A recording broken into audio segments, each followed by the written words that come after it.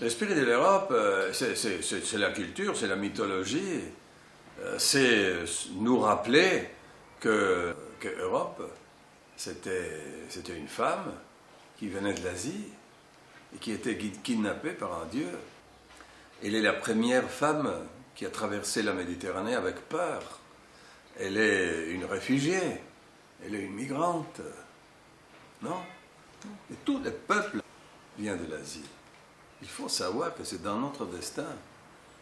On le refuse maintenant, mais c'est notre destin. Et s'opposer à ça, c'est la folie. L'Europe a été grande quand il a accueilli le peuple. Elle a été meurtrière quand elle a fait la guerre.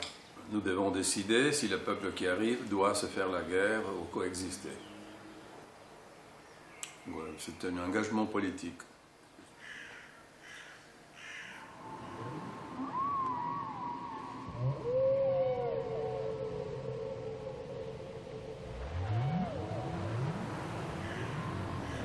L'identité est toujours plurielle. Elle n'est pas unique. Moi, je suis triestin, européen, italien, citoyen du monde. Quand je dis être triestin, je dis que je suis un homme de langue italienne, un homme qui a aussi une culture de formation d'origine allemande en même temps, qui a, disons, un estomac slave et aussi qui est capable de penser juif de temps en temps, avec une grande appel pour le monde turc, d'où je viens. Donc moi, par exemple, en Bosnie, je me sens chez moi, même entre les minarets et les mosquées. Donc moi, je suis un peu tout.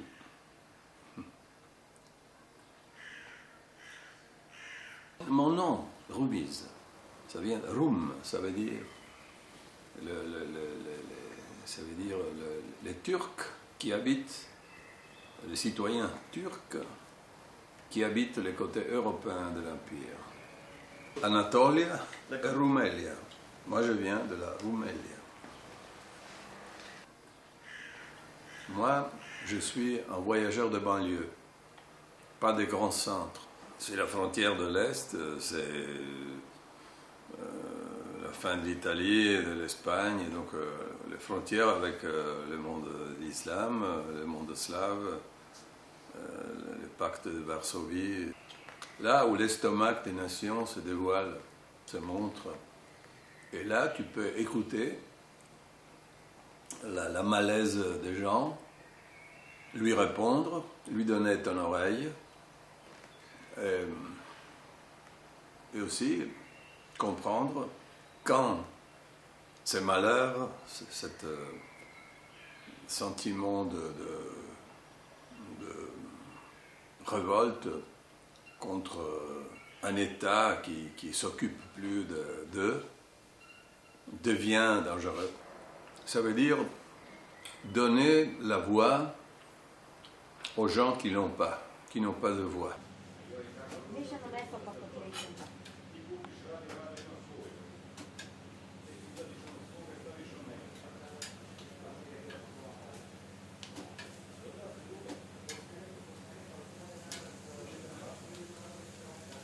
On n'est plus capable d'entendre la voix des banlieues.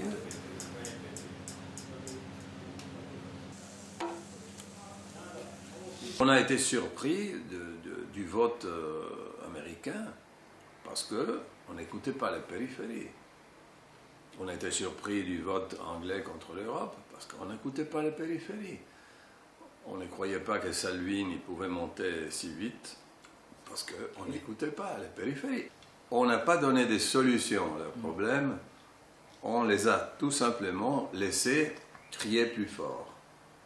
Tout ça, c'est ça.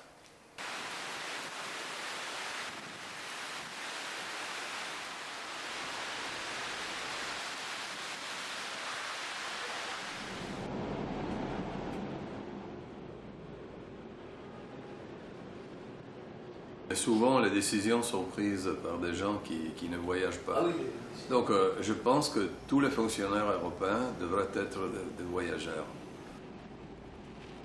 Donc avant d'entrer dans les mécanismes européens, il faudrait les obliger à passer un an minimum à écouter les périphéries de l'Europe. Les périphéries inquiètent.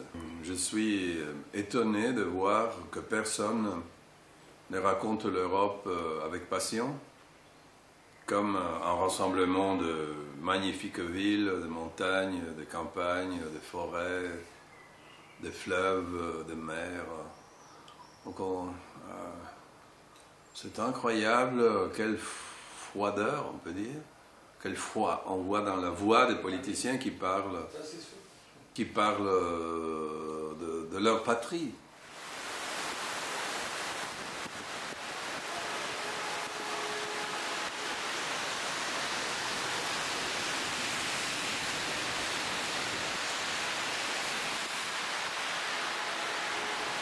La politique a perdu le contact avec la réalité. Moi, j'ai de petits-enfants, de fils de mes fils.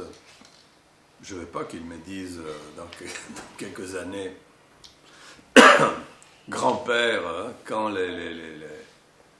l'Europe commençait à se désintégrer, qu'est-ce que tu as dit?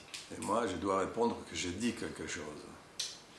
C'est ça, c'est un devoir, c'est un impératif catégorique de répondre à ça.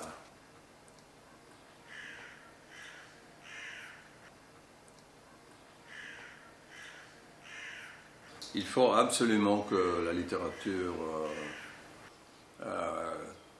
trouve une capacité de récit nouveau. On ne l'a pas encore trouvé.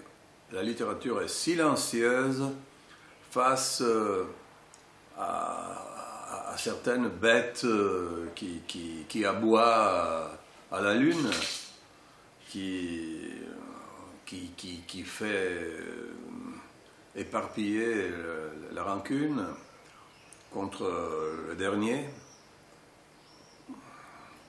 Donc, ce qui me touche maintenant, ce n'est pas la violence du langage des souverainistes, mais c'est le silence des autres.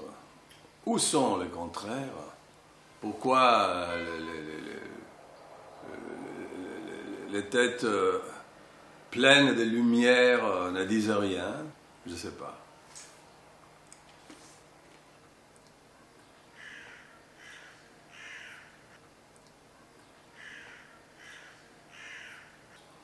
La première bataille, c'est contre les trolls qui nous contrôlent et qui créent l'opinion publique. C'est une pestilence, comment on dit, une peste horrible. Et les gens sont plus capables de distinguer entre la vérité et la mensonge. Incapable, complètement désarmé. Moi, quand j'ai parlé de ce problème des Italiens qui ont combattu du mauvais côté, comme les Alsaciens dans la Première Guerre mondiale, les Italiens ne savaient rien de ça. Pour eux, ça a été une surprise. Ils ne s'attendaient pas à un récit comme ça de ma part. Mais ils ont écouté et ils ont dit à la fin, bon, on n'a jamais écouté ça à l'école ou dans les livres, c'était quelque chose de complètement nouveau pour nous.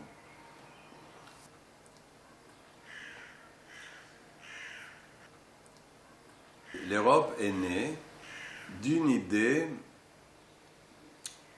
qui a ignoré complètement la philosophie des empires. Je pense qu'il y avait quelque chose de bon dans l'empire austro-hongrois, dans l'empire allemand ou anglais, ou turc. Ottoman aussi. Ottoman, bien sûr. Donc on a ignoré les empires parce qu'il y avait les nations, c'était le grand moment des nations, mais les nations n'ont jamais porté de la chance à l'Europe, ont désintégré l'Europe. Donc il faudrait réécrire l'histoire du point de vue des empires. Et moi je pense à l'empire de ma grand-mère.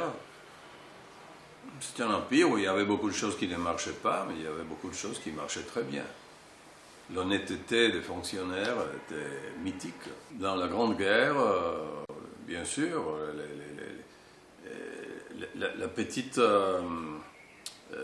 petit pourcentage des Italiens ou des Slovènes qui étaient dans l'armée austro-hongroise, il était toujours presque ignoré, humilié, mais des signaux qui venaient de Vienne étaient toujours de coexistence.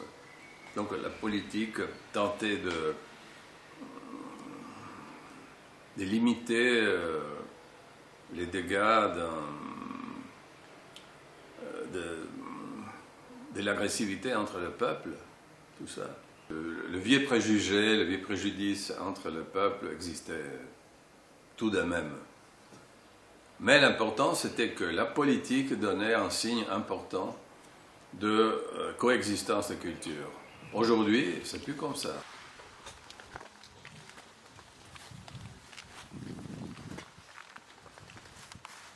Il y a 70 ans, l'Europe mettait un terme au chapitre le plus noir de son histoire récente, en libérant les camps de la machine de mort nazie.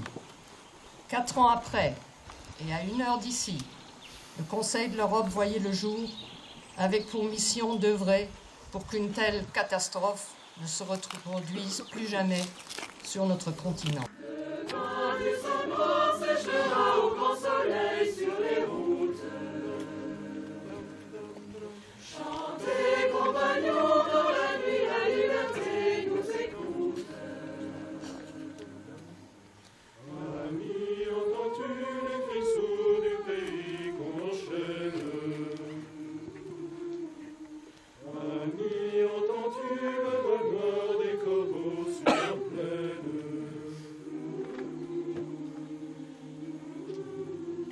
Mon idée est que l'Europe devrait être plus forte, plus indépendante. Elle est trop conditionnée par les nations. Moi, j'ai vu la dissolution, la destruction, l'autodestruction de la Yougoslavie. Je dois dire qu'elle s'est suicidée, pas parce que les nations n'étaient pas représentées, mais parce que les nations étaient trop représentées. Donc il n'y a pas assez de centralisme. Même si je ne crois pas dans un centralisme absolu. Et je pense que l'État doit être quelque chose qui coordonne les différences.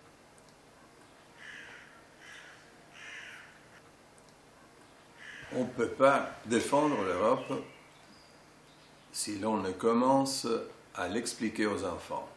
Si un enfant nous demande qu'est-ce que c'est que l'Europe, nous ne savons pas répondre. Donc il faut organiser une belle réponse claire, simple, capable à être comprise par les enfants. Un récit donc. Un récit. Voilà. Alors, commençons, mon petit. Je regarde un enfant et je lui dis, alors mon petit, l'Europe, c'est la terre, c'est la fin de l'Asie, donc comme je te disais, où le peuple doit décider entre la coexistence et la guerre. C'est un lieu où plein d'histoires, une terre où l'on peut marcher d'un village à l'autre sans avoir des déserts ou des glaces entre ces deux lieux. Donc c'est une terre marchable, mesurable, facile à voyager. C'est une terre où pleine de mémoire. où les noms de rues, par exemple, les noms de rues, c'est pas un numéro comme en Amérique, mais c'est les noms de quelqu'un qui a vécu et qui était important, et dont l'histoire est importante. Donc c'est un lieu où la mémoire est très importante. C'est le lieu de règles, et les règles, c'est la démocratie. Et la démocratie, ça veut dire que même si tu es faible, tu peux espérer de gagner dans un contraste, quand tu es devant un juge, dans un procès contre un riche arrogant. Donc c'est quelque chose qui protège les faibles. C'est ça, la démocratie, qui a beaucoup de problèmes, mais qui, au-delà de l'Europe, existe très peu. L'Europe, c'est un lieu où tu peux proclamer ton idée et ne pas être tué à cause de ça.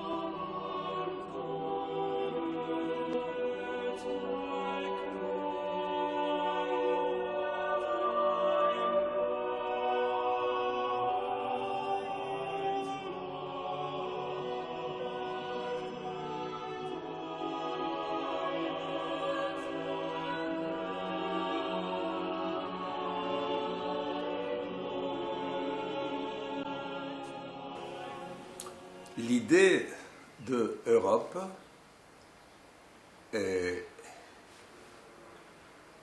a vécu les moments plus beaux, surtout dans la littérature, dans les moments où l'Europe était au moment plus bas de son histoire. Donc l'espoir européen est né du désespoir pour la situation de nazisme, la Grande Guerre, etc. Donc les gens qui ont créé l'Europe comme elle est aujourd'hui, c'était des gens qui avaient vécu sur leur peau le désastre, la tragédie de la Deuxième Guerre mondiale, de la Première, du totalitarisme. Donc un espoir qui naît du désespoir. Et moi je crois beaucoup à ça, parce que dans mon dernier livre, je parle de l'épopée bénédictine. Les bénédictines n'ont pas attendu que l'Europe soit stabilisée. Ils ont commencé à travailler pour refaire l'Europe dans un moment horrible, où il n'y avait aucun espoir pour l'Europe. Tout était échoué. Il n'y avait pas l'Empire romain, il y avait de petites nations qui montaient, la campagne était abandonnée, les villes avaient perdu leur sens. Donc dans ces moments-là, ces gens formidables, dans un moment de désespoir, ont reconstruit l'Europe. Donc moi je me dis que dans ces moments-là, surtout, il faut, pour montrer un vrai patriotisme européen, il ne faut pas attendre que les choses marchent bien. Il faut voir que les choses ne marchent pas bien et réagir, aller à la bataille, ne pas se taire, demander aux écrivains de s'engager.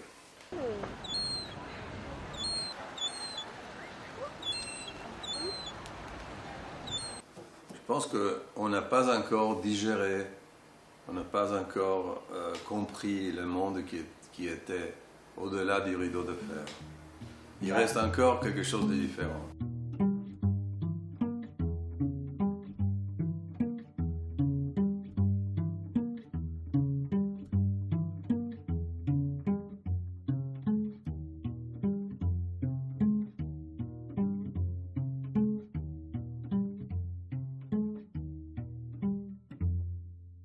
Il y a un orchestre que depuis 25 ans sélectionne chaque année des gens nouveaux, des jeunes nouveaux, de talents, et forme une orchestre nouvelle chaque année. Et depuis 5 ans, je travaille avec eux. Je lui ai donné ma voix. Buonasera. Je lui ai donné ma voix et on porte les idéaux européens dans mes concerts, dans ces concerts. C'est une orchestre puissante, jusqu'à 90 éléments. Et ça m'a bouleversé, les voir se transformer. Ces jeunes gens, comment ils se rassemblent, ils arrivent là avec tous les préjugés de leurs parents, et après, ils deviennent une symphonie parfaite. Ils s'écoutent, ils se comprennent, ils se connaissent, ils s'aiment de temps en temps. Il y a une Serbe qui tombe amoureuse d'un Croate et une Russe qui aime un Polonais. Donc les ennemis historiques se retrouvent. Et à la fin, ces enfants qui arrivent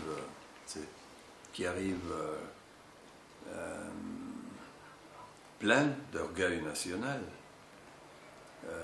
retournent à la fin des concerts, ils retournent chez eux sans avoir perdu rien de leurs caractéristiques nationales. Ils reviennent chez eux avec un amour pour l'Europe qu'avant n'existait pas. Ils se sont connus. Parce que je pense que le problème, c'est la peur. Ils se sont reconnus. Ils se sont reconnus. Et je pense qu'on a crainte de ce qu'on ne connaît pas. Quand il y a la connaissance, le problème n'existe plus. Tous les gens qui disent comme ça, qui commencent avec un refus, après, quand ils découvrent que les autres sont comme nous, ils tombent amoureux.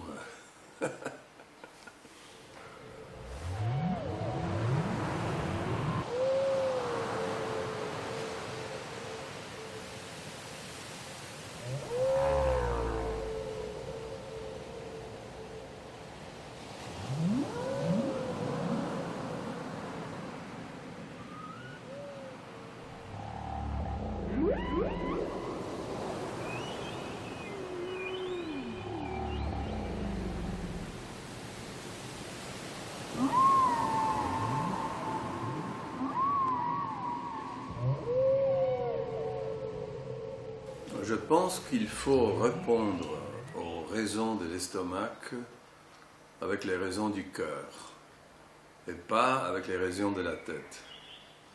On a tenté de répondre avec la tête, à faire de grands discours, mais le problème est qu'il faut creuser dans le cœur des gens et trouver la réponse là-dedans.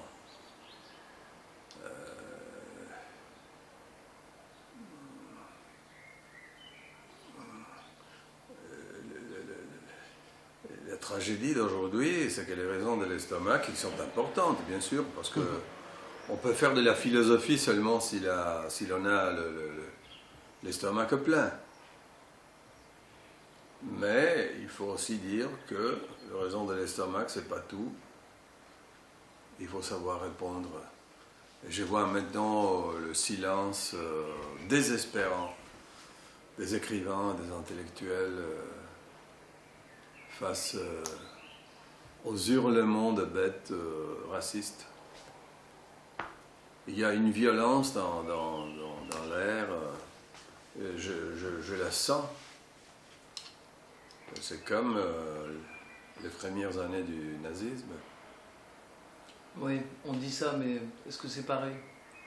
Non, c'est pas pareil, parce que le diable se cache, le diable Toujours dans les détails. se métamorphose tout le temps. Mais ça existe, parce que le racisme est dans chacun de nous.